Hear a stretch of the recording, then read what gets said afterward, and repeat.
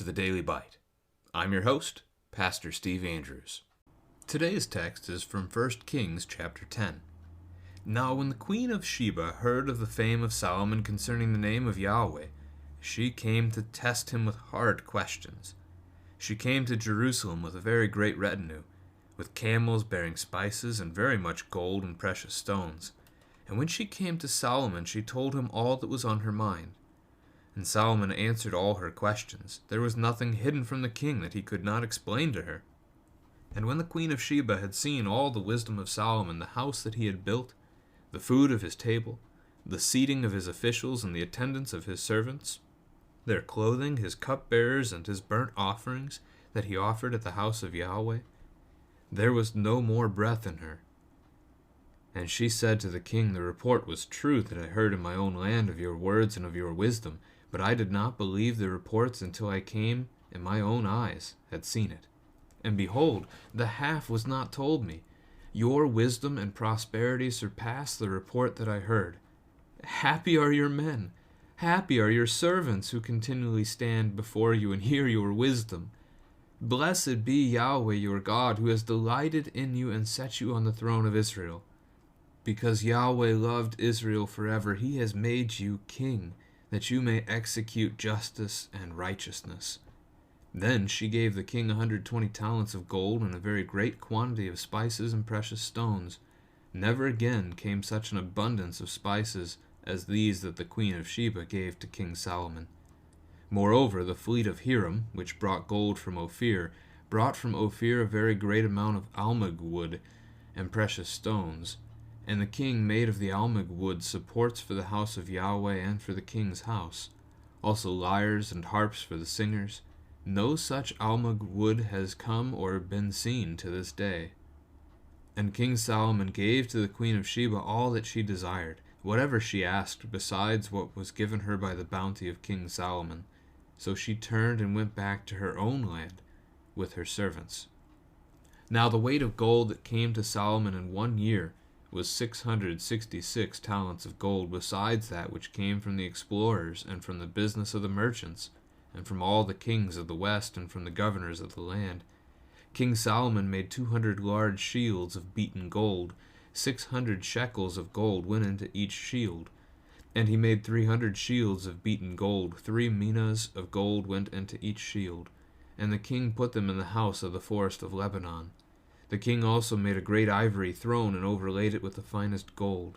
The throne had 6 steps, and the throne had a round top, and on each side of the seat were armrests and 2 lions standing beside the armrests, while 12 lions stood there, 1 on each end of a step on the 6 steps. The like of it was never made in any kingdom. All King Solomon's drinking vessels were of gold, and all the vessels of the house of the forest of Lebanon were of pure gold. None were of silver. Silver was not considered as anything in the days of Solomon, for the king had a fleet of ships of Tarshish at sea with the fleet of Hiram. Once every 3 years, the fleet of ships of Tarshish used to come bringing gold, silver, ivory, apes, and peacocks. Thus King Solomon excelled all the kings of the earth in riches and wisdom, and the whole earth sought the presence of Solomon to hear his wisdom which God had put into his mind. Every one of them brought his present, articles of silver and gold, garments, myrrh, spices, horses, and mules, so much year by year. And Solomon gathered together chariots and horsemen. He had 1,400 chariots and 12,000 horsemen, whom he stationed in the chariot cities and with the king in Jerusalem. And the king made silver as common in Jerusalem as stone, and he made cedar as plentiful as the sycamore of the Shephelah. And Solomon's import of horses was from Egypt and Kue, and the king's traders received them from Kue at a price. A chariot could be imported from Egypt for 600 shekels of silver, and a horse for 150, and so through the king's traders they were exported to all the kings of the Hittites and the kings of Syria. This is the word of the Lord. This is really a bragging chapter about the peak of Solomon's wealth and power, and not in a good way. Teach your children here, bragging is not good. We're not told to brag. Instead, we're told to put our trust in the Lord. We'll double back to that at the end of the chapter here. I'll give you a couple of ideas to talk about. But that's the starting point to keep in mind as you read this text, is that prideful boasting is the downfall of sinful men. So we start with the Queen of Sheba. Sheba is a part of Arabia off to the east about 1,000 miles. This is quite a distance that she has traveled because she has heard of Solomon, she has heard of his wisdom, she has heard even of Yahweh because of all of this, and she has come to test him, it says, with hard questions. She wants to know if the rumors are true. Is he truly as wise as she has heard? And in coming to him, she brings with her all kinds of riches, all kinds of merchandise, spices, which would be common to her region, much gold, we're going to see the number here in a little bit, and precious stones. She bears gifts for the king of Israel. And as she lays out all of her questions, Solomon is able to answer them all. The verse 3 says, "Nothing hidden from the king that he could not explain to her." Reminds me of God's hand being involved in Joseph as he interpreted the dreams for the cupbearer and the baker, and then as he is brought before Pharaoh and interprets the dream from Pharaoh. Nothing is withheld from him. He understands it all because God is with him to instruct him in it. So that's the kind of thing we might be seeing here as well from Solomon. Now in verse 5, after she has seen it all, the glorious picture, and honestly, I can't even fathom what this picture looks like. I've seen very little gold in my life to be able to imagine an entire room coated in gold, but more than that, an entire building covered in gold, which the temple would have been. And now we're talking more specifically about his palace, which still has quite the design to it, but she's left speechless. There was no more breath in her. She admits the report was true, but only in part. The half was not told me, she says. So Solomon is even wiser and even richer than she could have ever imagined that he would be. Verse 7 is a connection point for us. "I did not believe the reports until I came and my own eyes had seen it." In the church calendar here, we have recently gone through the post-Easter appearances of Jesus, and we've seen him go to the disciples, and they had to see it to believe it. And as they're doing that, and you've got the whole account with Thomas, who says he's got to be able to put his fingers into his hands and his hand into his side in order to believe, otherwise he'll never believe. And when Jesus finally appears to Thomas, and Thomas doesn't have to touch him, the text doesn't record that at all. Instead, Thomas simply hears Jesus, sees Jesus, and declares, "My Lord and my God." Jesus responds to him, paraphrasing here a little bit because I don't have the text open. "Have you believed because you have seen? Blessed are those who have not seen and yet have believed." And there's some similarities to this text here. She had to see it to believe it. She had to hear from Solomon herself to believe it. And until she did, she couldn't believe what she had heard. And yet, as we talk about our faith today, we have not seen, but we have heard. And we have believed because of the good news of the gospel and the Spirit working that faith in us. We are blessed because of God's work. She notes that everyone's happy. Even the servants are happy because they get to hear this great wisdom from God through the king. She blesses Yahweh. And then she, in verse 10, gives him another 120 talents. He got 120 from Hiram yesterday in the text, and he got an additional 420 from his seamen, the fleet down on the Red Sea there. Now he gets another 120, which again would be about $285 million worth of gold. And we read that never again came such an abundance of spices as that which the Queen of Sheba gave him. Next, the fleet of Hiram that had brought that gold from Ophir before Now they bring a bunch of wood, another specific type of wood here, a better type than most woods, and also precious stones, just like the queen had brought.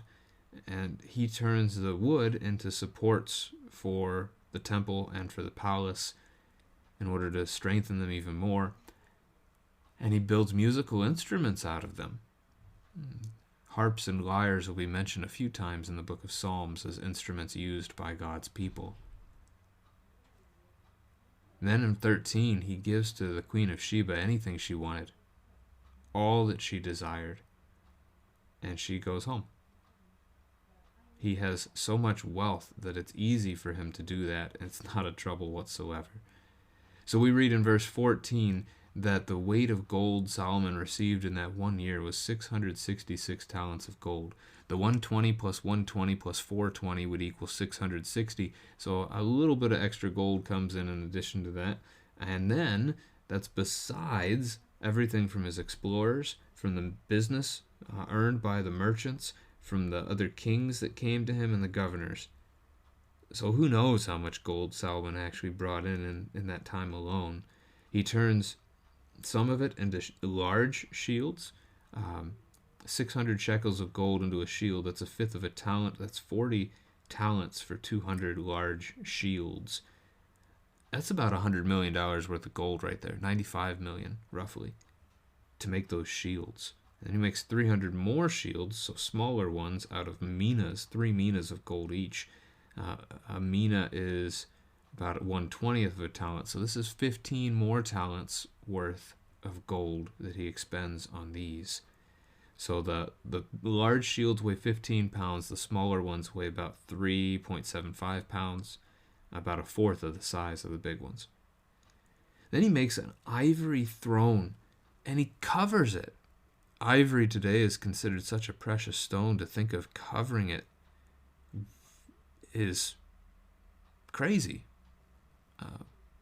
I don't know that I should call it a precious stone, precious material, but he does. He covers it with gold entirely. And so you've got this golden throne, this golden staircase with golden lions sitting on each of the steps and surrounding the armrests. And we're told nothing like it has ever been made in any kingdom. Even the things he drinks out of, his drinking cups, are made out of gold. He is so wealthy. Verse 22, the fleet of ships that come from Tarshish, which is all the way on the western side of the Mediterranean Sea, so that's quite a journey across the sea. They bring every 3 years, so a rotation here, they come with gold, silver, ivory, apes, and peacocks. So a couple of more exotic animals that Solomon has now in his kingdom. Verse 23, Solomon excelled all the kings of the earth in riches and wisdom. That is a promise that God had made back in chapter 3, verse 13, and he has kept that promise. He's fulfilled it. Everyone in the earth sought the presence of Solomon's wisdom. His fame was worldwide. They brought him presents to hear him speak. Solomon himself gathers together chariots and horsemen, so he compiles a mighty military force. We see that silver is as common in Jerusalem as stone, and cedar as sycamore. So the expensive stuff, or should be expensive stuff, is so plentiful, it's like it's not anymore. As you talk about supply and demand, that's why silver was viewed as nothing in Solomon's day, as we had read earlier in the text, just a few verses before. There's so much of it. Go outside, you see all the rock in your yard. There's that much silver to go around too. You think of going to the lumber yard or a shop like Lowe's or Home Depot to buy wood for a project.